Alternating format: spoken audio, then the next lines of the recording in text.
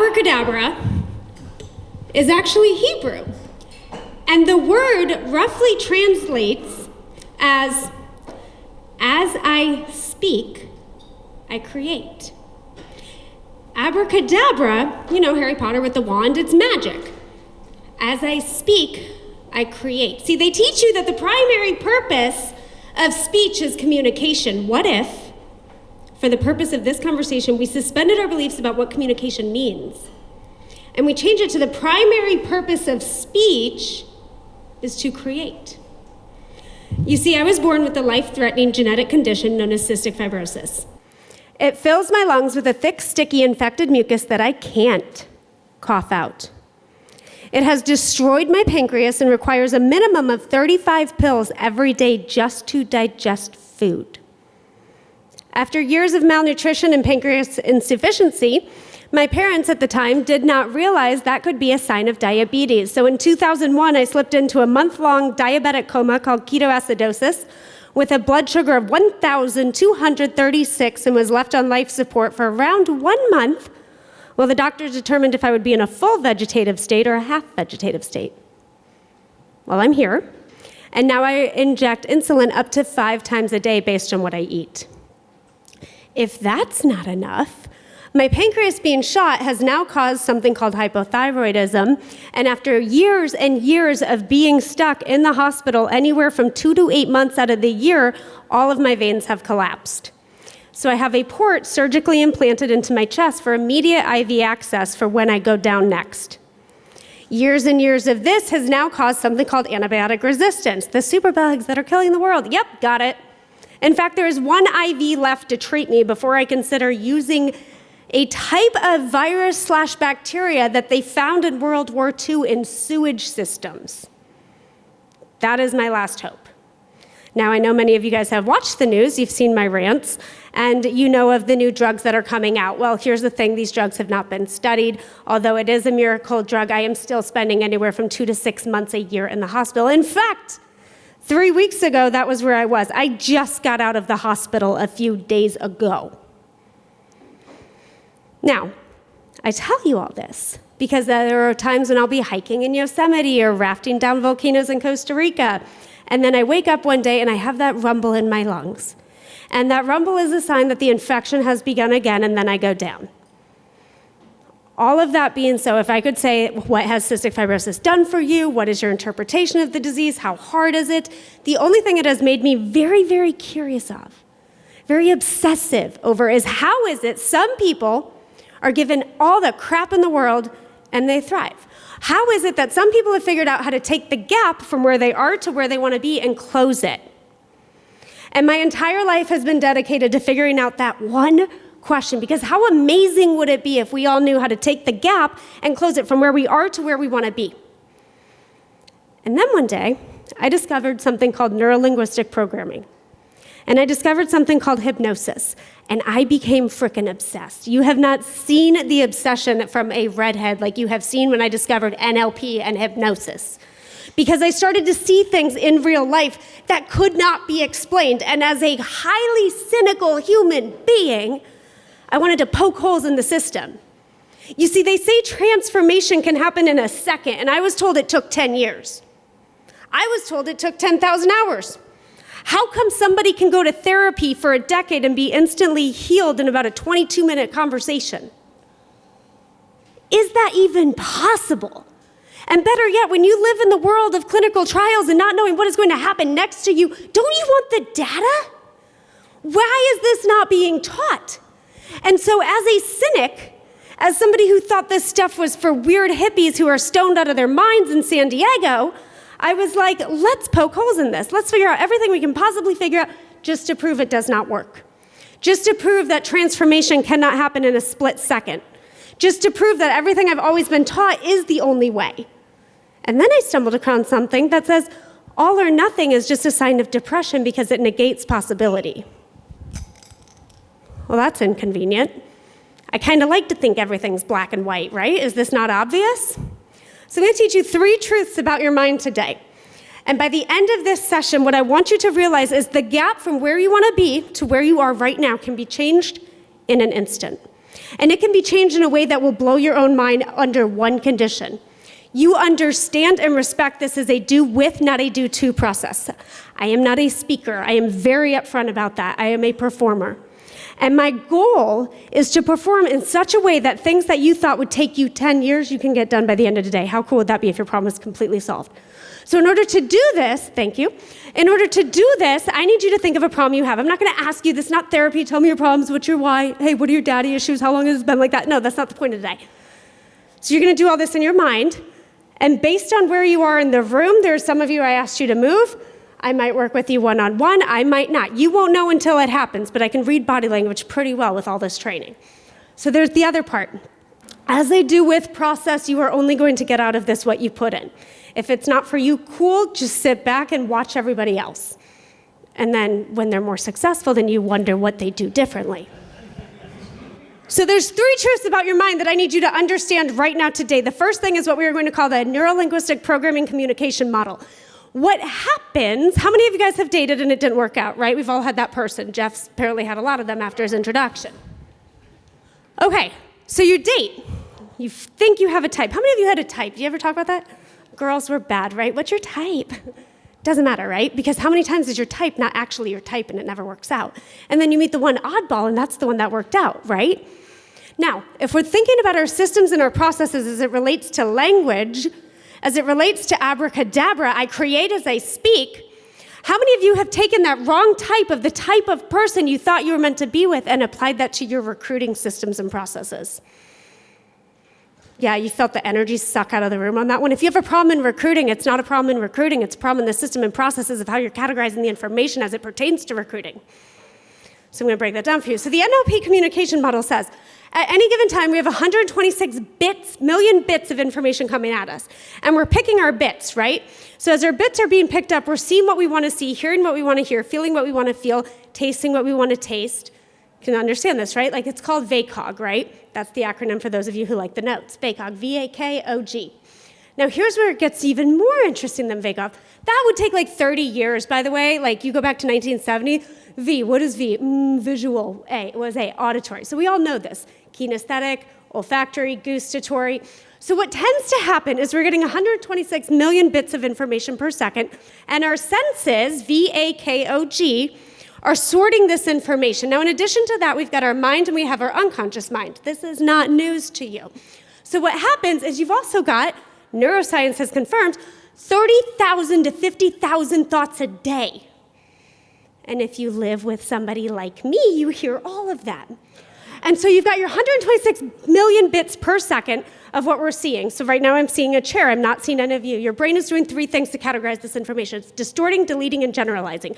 Distorting is, I talk to you later, and I'm like, yeah, did you see the chairs in there? I'm like, there were no chairs. There was just big sofas. I couldn't categorize this as one of my 126 million bits, so I just saw what I needed to see. Deletion, there were no chairs at all. You were all understanding. Generalization, none of you are understanding at all what I'm talking about. Distort, generalize, delete on of your 126 million bits per second. Your brain can only pick up 7 plus minus 2 bits per second. And that goes into your filter. Same thing with your thoughts. You're having 30,000 to 50,000 thoughts a day. And from there, your brain is only selectively picking which ones it wants to see, which is how we get into problems with dating, recruiting, finding a business partner, creating strategic plans. And what happens is once it's categorized in your brain, distort, deletion, and generalization, we decide, okay, there's got to be a label we put on that. How many of us have labels that are not serving us? There is no good or bad because those are labels. The question is does it serve you? At lunch, we were talking about meditation. And somebody's like, I just can't get into meditation. Cool story, bro. Stop it then. It doesn't serve you. It doesn't have to serve you. You find what serves you. So we've got all of these labels going on based on what we're processing off this 126 bits of information. So picture up here, it says IR, internal representation. Internal representations are the labels for what we think, feel, see, hear, taste. This is all making sense. From your internal representation label, you also get what's called your state. Now, if somebody were to come up to me right before I perform, and I say something along the lines of, what do you think this is going to be like? And they say, I've heard some things, and I'm pretty optimistic. Now, that doesn't sound like a home run.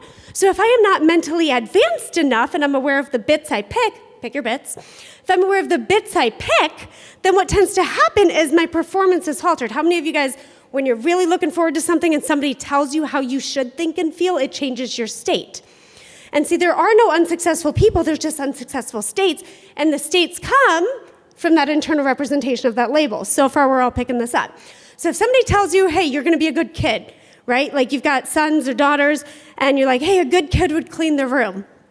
Well, if the good kid grows up to be a slob, then they feel like they failed mommy or daddy, right? That's how it always works. So you've got the internal representation that changes the state, which you're all about to experience a state change. And from that state determines your physiology, how you're made up, what your body language is, the way you present, the way you talk, the speed, the timbre, the pitch, all of that from your language, because abracadabra I create as I speak. So now we have that coming into our physiology. Over time, that physiology compounds into something called your behavior, which is when you get stuck, as us entrepreneurs never do. It is not necessarily that we are stuck or that we don't understand how to relax or that we can't go into meditation. It's because we have associated an internal representation that has led to our state, our physiology, and our repeated behavior, which is a habit. I know, we're just getting started. Wake up. Okay, so we've got this going on. Now you can imagine if you are having a consistent problem in your life. How many of you, that problem I asked you about where I said rated about a 7, how many of you have had that problem for longer than a year? It's okay if you have, we all have, right? What happens is when you filter that information, chances are you're deleting the solution, which is not hippie talk, it's based on neuroscience. And so when you are negating the parts of the 126 bits, 30,000 to 50,000 thoughts, to solve that problem, you're deleting it, and then you are focusing only on it, right? You ever heard that thing, look for a red Prius? How come everything I see now is a red Prius? Maybe not New Jersey, that's a California thing. But nonetheless, that's what's happening. That's why you consistently have that problem. And what happens is you get in that stuck state. How many of you guys, when you get that one email from that one person, you can just feel that tension? And it's an email. Like, for all they know, you wish you a good day. But you're like, no, I know that person. You are the reason they are like that. And so when you understand abracadabra, you create as you speak, you understand that the words that you use to communicate with that person went through their filters, which they have no clue about, and it put them in an immediate state change that determined their behavior. And so for some of you, you get stuck. And you're sitting like, I don't know what to do. I've done this before. I've sent that email 100 times. They're not paying attention to me. Why do I always recruit the wrong people? What's going on with the sales process? How come there's momentum in the sales process that isn't cyclical? Why do we have just as many leads but poor performing team right now? It's because somebody on the team got in a stuck state, infiltrated the rest of the team, and now not only can they not get out of that stuck state, but they don't have the internal representations that lead to the state change, physiology, and behavior. And even better, they keep the behavior because it justifies the poor performance.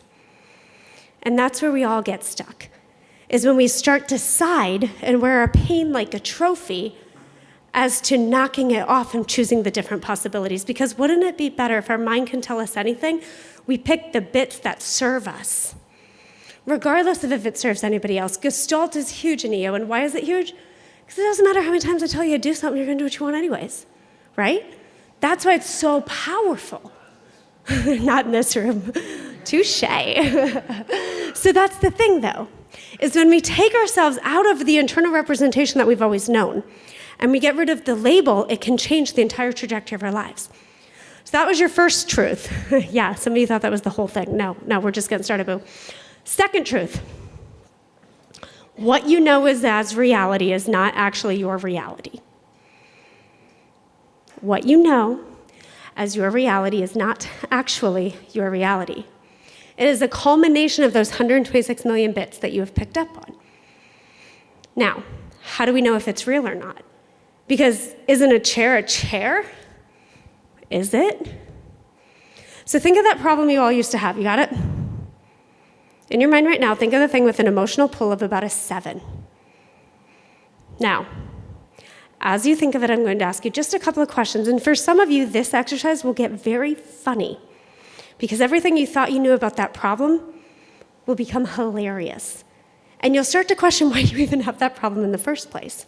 So think about that problem. It can be anything with a spouse. I've done this with people contemplating a divorce. I've done it with people coming out of severe pain, shutting their business down, firing their business partner, tons of different problems.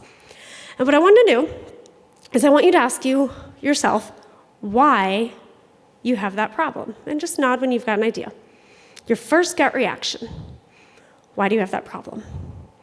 Now, what happened is your mind instantly filtered out why you have that problem, and now you're searching for why you should justify that problem. And for some of you, your answers are going to be very entertaining when you think of it in that term. Now, let me ask you another question. If I told you that problem was baggage, then I asked you, if you have baggage, who has built something successful with the baggage you're carrying? Somebody out there has probably built more than you have with the baggage you're carrying. That's how you know your problem's not real. And see, I'm not going to talk about limiting beliefs because we all have limiting beliefs. In fact, I think it's so overdone as a speaker that I absolutely hate that term. So let's get rid of the thought that there is even such a thing as a limiting belief. And what I want you to consider is you have something called parts. Part of you wants one thing, part of you wants another. And what happens is it's not that you have anxiety, fear, imposter syndrome, depression, any of these things that you have attached your internal representation to. What instead you have is part of you agrees that you have anxiety when it's convenient. Now, some of you are not liking this part of it, which is cool. I would like to talk to the part of you that can appreciate it. And if I say if there's part of you that can appreciate the problems you have and recognize that the problems you have is part of your unconscious to serve a greater side to you, well, now you have a choice. Do you choose to listen to the part of you that wants to be stuck, or are you choosing to listen to the part of you that believes in possibility? See, there is no cure for anything except everything. There is no reason you should be stuck when you can be curious. Fun fact, think of that problem you used to have and get insanely curious about it. Force yourself to giggle. Force yourself to laugh. If it helps, think about the people you love, the experiences you've had with them, and think about all the possibilities that could happen if that problem was solved.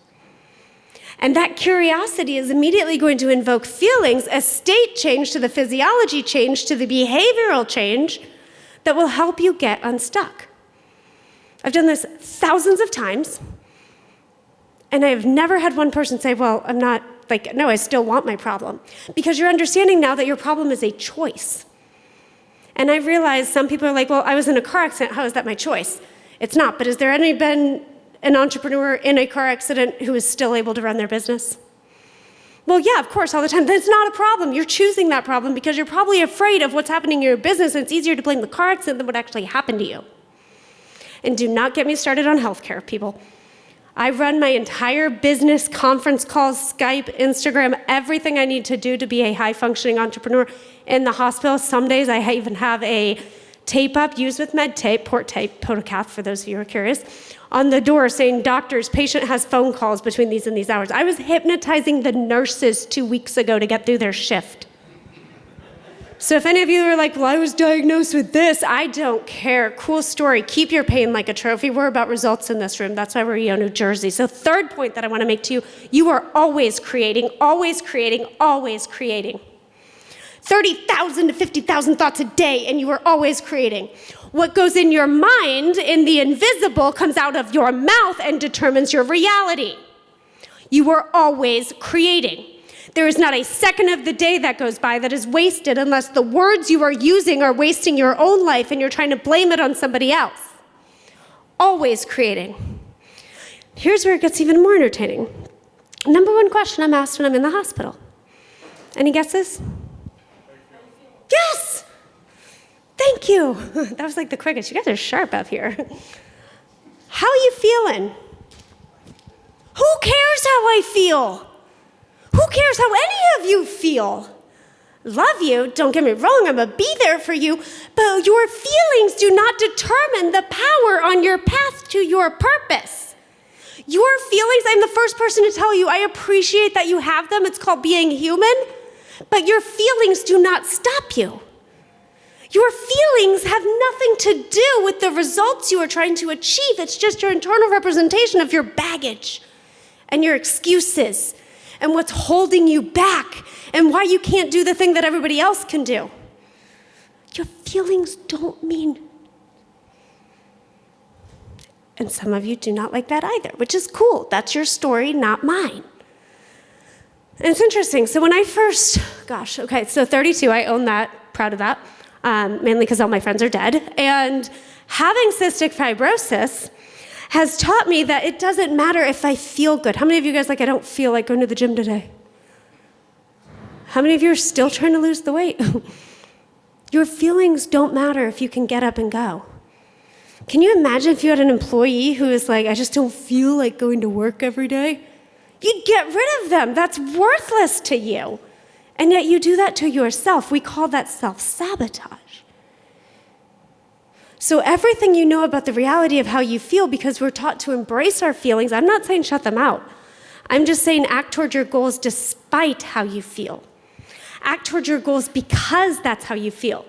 Use that frustration, that lack of motivation as fuel, changing your state from stuck, you don't feel like doing it, to curiosity. What would happen if I did?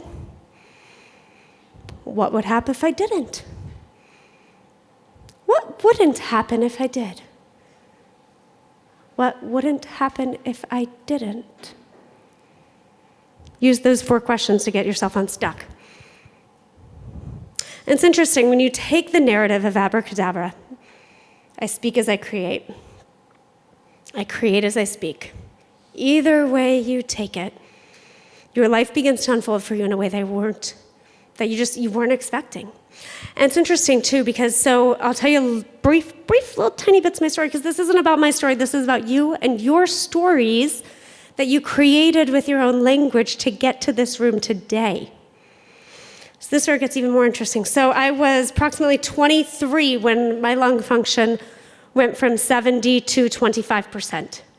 And there was very little treatments available. And I, at the time, left a very good corporate career where I had bought my first house cash at 22. And I lost everything overnight. And I decided to basically give up. And I was in a wheelchair getting pushed around Six Flags with my father on family vacation because I didn't have the lung function to walk around.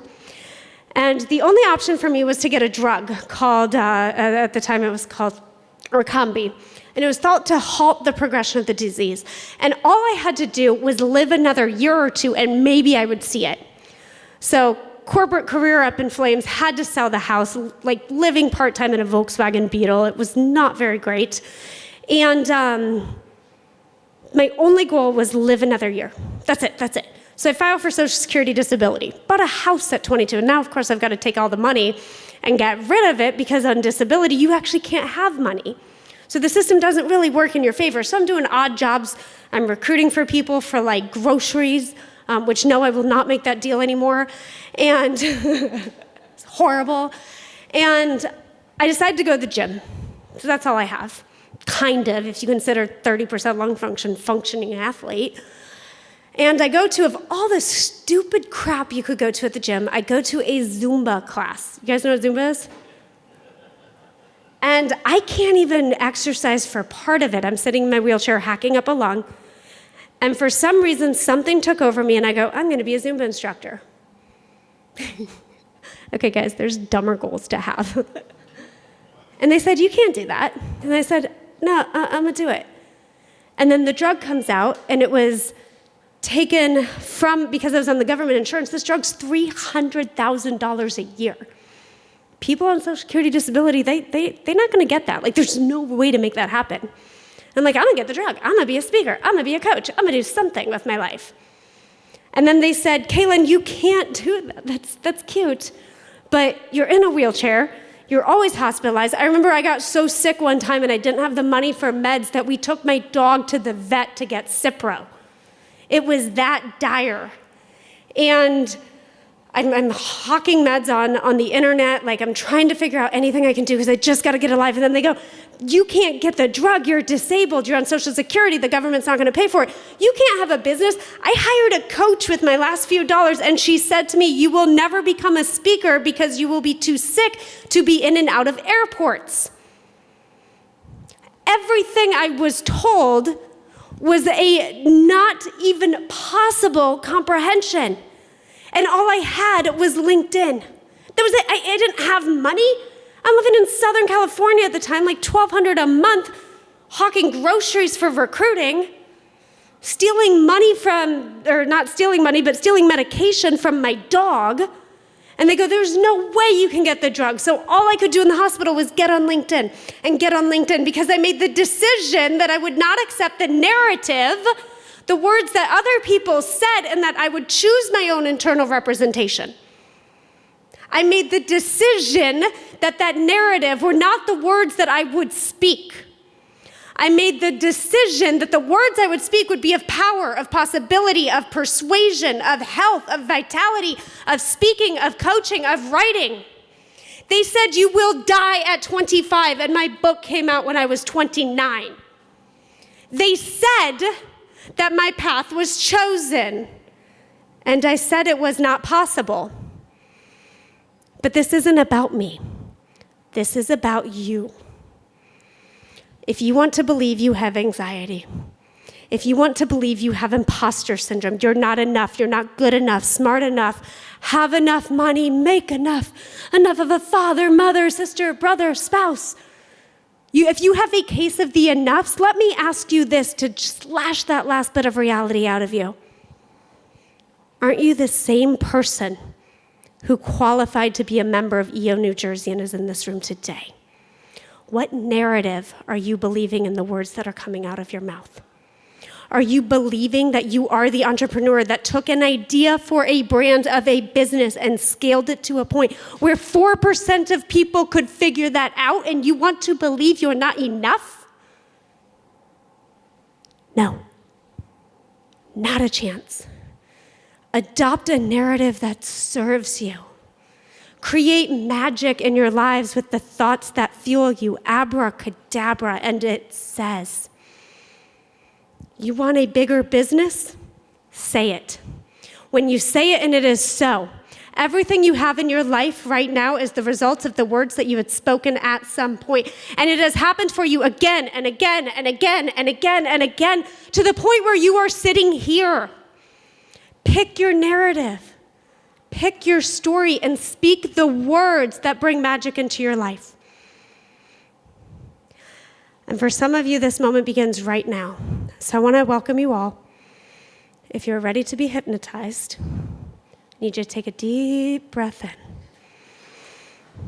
Can you put your feet firmly on the floor? Relax your shoulders. Shut your eyes.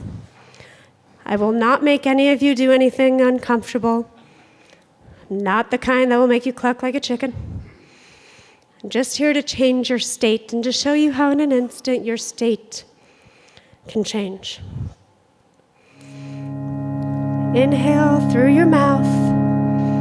Count to 5. 2, 3, 4, 5.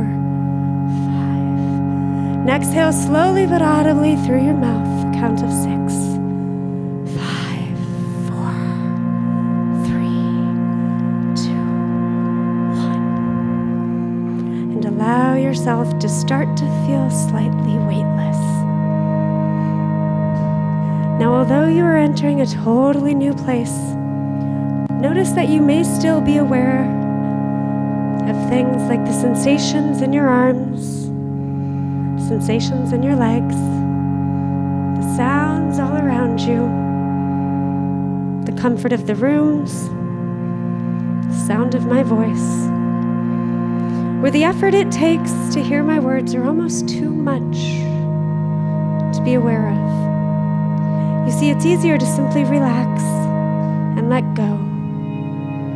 Allow yourself to just completely let go of the thoughts, feelings, and sensations that once bothered you, and drift down, deeper, deeper down now. And allow yourself to go 10 times deeper. So weightless, so relaxed. Every muscle, every fiber, allow yourself to just melt even more. And as you melt, I want you to think about those in your life that you love. Those who have been there for you at times when you weren't even there for yourself. And as you do this, focus on your breathing. Inhale 1, 2, 3, 4. Exhale 3, 2, 1. Just for a moment, suspend yourself in absolute gratitude. Gratitude for this chapter. Gratitude for this experience. Gratitude for who you are and everything you've accomplished. Gratitude for the things you've created, and feel those faces. See that love. Hear the voices of those who have impacted you along your path. And recognize that every difficult time you have ever had has served a purpose. You know, you have an unconscious mind and a conscious mind, and that conscious mind doesn't always serve you. In fact, what serves you most is that unconscious mind who's managed to keep your heart beating, the blood flowing even in times where you've questioned if you should stay alive, where you've questioned the worth you've had on this planet and the experiences that you would have. And trust in your unconscious's ability to protect you. And give yourself freedom from every limiting belief and every thought you've ever had that doesn't serve you. And I want you to recognize that the part of you that has been holding you back this entire time vanishes as you suspend yourself weightless. As you suspend yourself in a moment of absolute relaxation, with a sensation in your legs, in your hands, the thoughts that run freely, easily and effortlessly disappear. Sink deeper into your chair, deeper, deeper down. Every word I say, you will sink deeper. And the deeper you go, the better you will feel, and the better you will feel, the deeper you will go. That's right. Allow your head to slowly droop, your neck to slowly relax, and feel that relaxation through your shoulders. That's right. As you focus on your breathing, as you inhale, allowing your chest to relax fully into the back of your chair, allowing your stomach to relax. The sensation is your legs as you melt even further, deeper, deeper down into that chair. Recognize that it's all just a pattern. It's all just a cycle. And within you lies a creativity and a curiosity to transform your life at any minute that you want. And as you continue to float deeper down, recognize the deeper you go, the better you will feel. And the better you feel, the deeper you will go. Imagine a time in your past that wasn't serving you. And think about a time in the future of when you have all the goals that you've wanted, when that problem you used to have is like a distant, fading memory. And recognize all that has happened to get you from where you were, and all the changes that made that led you to now, as you float even deeper into a period of relaxed weightlessness. And as your chest continues to heave, I want you to truly just stay suspended in this place. Keep your eyes closed as you start to recognize the power within you. Keep your eyes closed as you start to breathe even deeper, because there is a change that is happening in you right now on a cellular, on a molecular level. And recognize that that change is going to free you from every thought you've ever had. And as I count down from 10, you will look back to now at the person you once were. 10. Everything I say instantly becomes your reality. The words that come out of your mouth instantly dictates the entire future you will have. In 9, you are passionate. You are persuasive. You are powerful and potent. The vision you have for your future and the goals you have to create are coming alive within you. 8, you believe in yourself again. You believe in your true worth as a human being, as a human doing, as an entrepreneur, as a member of EO New Jersey. You believe that you were called and that you are not chasing your comfort. 7, it's new. It's now. It's with you. It's everything you have neglected yourself. 6, there's a curiosity that is stirring. You are curious about your future, the lives you will live, the type of person you will be, the goals you will have, and the beautiful things that you create for this world. 5, there is no question. It is simply certainty. 4, if you feel this, allow your hands to clench. Allow yourselves to recognize that the reason you are here right now is because you were called to reverse the curse that has been holding you back your entire life. Gone are the days of imposter syndrome, are the days of anxiety, self-doubt, unaware of who you were. You are calm, clear, collected. Number 3, you are confident, calm. Number 2, prosperity, power, potency, persuasion. All of these things that you want to have, you now have as you recognize there's a part of you who has wanted them all along. 1, this is your moment. This is who you were meant to be. This is what is going to happen. Allow it to just take a minute. You've got this. Thank you.